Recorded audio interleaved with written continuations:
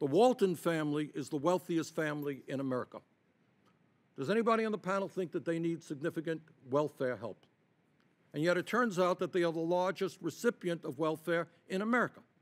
Because when you pay workers starvation wages, which is what Walmart does, how do the workers at Walmart or McDonald's or Burger King survive? Well, they get Medicaid for their kids and for themselves. They get food stamps. They live in government-sponsored affordable housing. So I start off with my question to Dr. Winship, and we'll go down the line. Do you think the Walton family, worth $100 billion, is in need of welfare from the middle class of this country?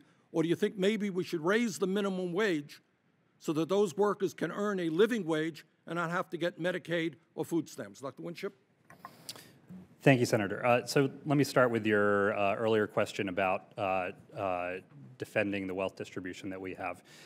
So well, actually, my question was on the Walton family. Do you think they need welfare? So I would not use the word welfare. I think it's stigmatizing. You think their workers, in large numbers, should have to get Medicaid or food stamps? What I think is that Walmart has the low prices, which... Please answer my question. So I'm sorry, repeat the question for me. The question is, do you think the wealthiest family in this country, the Walton family, should have employees, large numbers of employees, who depend upon government help, Medicaid, food stamps, affordable housing, in order to get by, or should they pay their workers a living wage, and should we raise the minimum wage to make sure that they do that?